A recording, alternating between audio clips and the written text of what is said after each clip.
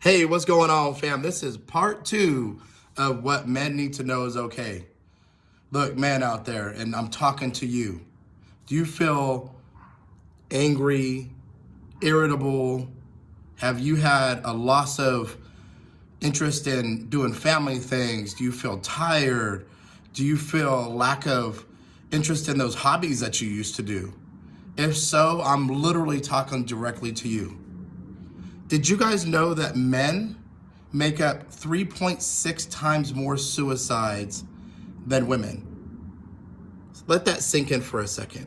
And out of around 50,000 suicides per year, 35 to 40,000 of those on any given year are men. And it's because we don't talk about the things that are affecting us. But I want to let you men out there know it's okay not to be okay.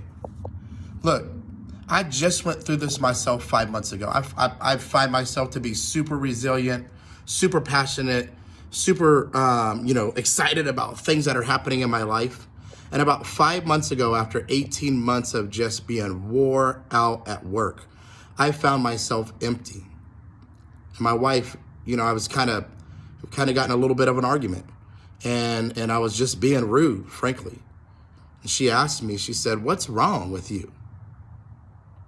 And in that moment, and I talked yesterday about being vulnerable, I knew that I just couldn't hold these feelings that were making me angry and making me frustrated inside any longer. My personal life was going great, but professionally, I just felt unfulfilled like I had never had before. And I was just tired after working 12 plus hours a day for 18 months straight. And I told her, I said, I'm not tired. I'm not emotionally or physically tired anymore, babe. Like, I'm tired in the soul of who I am as a human being. I felt destitute. I felt a shell of the person that I was before. And I knew I had to start to do something different. And I had to admit to myself first, before I could even admit to anybody else, that it was okay I wasn't okay. My past of extreme abuse, being in the military for 20 years, always being the rock for the people around me, left me in a place where I felt like I had to be that. I had to be the provider, the protector, the husband, the father, the big brother, the big brother or dad figure to even friends. But sometimes even those of us who are the strongest need to just stop for a second and be okay not being okay. We're losing men at a clip of 35 to 40,000 men per year because they're not willing to stop and say, "I'm not okay." And if that means take your ass to the gym and you work out, or you cry, or you yell, or whatever it is, and you talk to your best friend, a guy at church, your wife, your brother, your sister, like your parents, like I don't care who it is. Talk to somebody, man.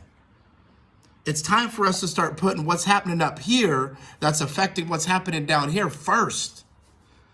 It's time to start working towards creating better mental health than we currently have. And COVID has only exacerbated that. I was looking up stats on my computer about this specific thing. Suicide is the 10th leading cause of death in the United States. And by the way, this is affecting men and boys from 10 years old to mid 70s and 80s. So it literally runs the range and the gamut. Part of unlocking this positive masculinity and being okay, being masculine, instead of what we keep hearing about toxic masculinity being a problem. It's toxic because we don't talk about it and it manifests itself in ways that aren't healthy. But as we start to talk about these things, as we start to be okay, not being okay, as I shared yesterday, as you start being okay, being vulnerable, and letting those things that are wearing us down up here and affecting us right here